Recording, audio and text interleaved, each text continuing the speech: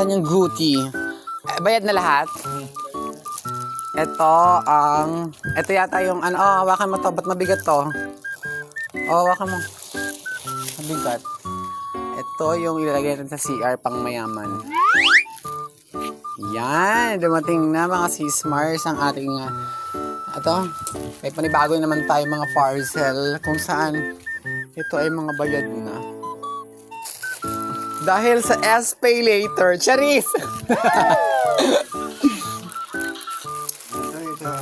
Ayan na, buksan mo na agad tayo. Ito TV rack. Buksan mo na yung TV rack.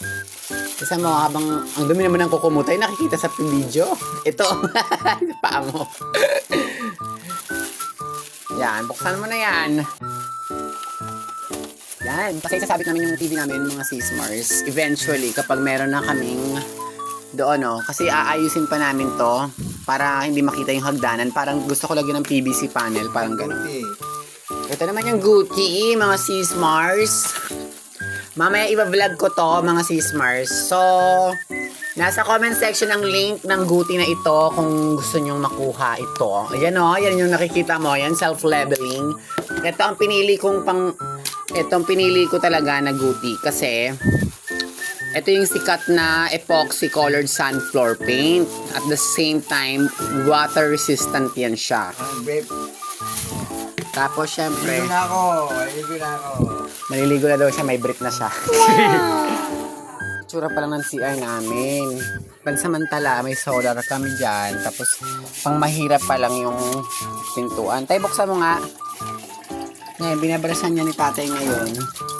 Kasi dito namin sa lapag ilalagay yung self-leveling para hindi nakakadiri, para mukhang pang mayaman. Charing, kumbaga pansamantala lang naman ito. Bali yan, hindi naman na... At ganyan yung natin, yung inodoro, parang may tae. Charing. May palaka, oh my gosh! Uy! So yan, binabalas na ni tatay. Kasi susubukan namin yan mga sis-Mars kung maganda kakalabasan.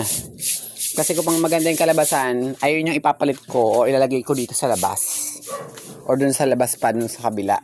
Kasi ang bala ko dun is lalagyan ko ng bakal. Dito pang mayaman na bakal na bakod. Wow! Pang mayaman ang gusto ko.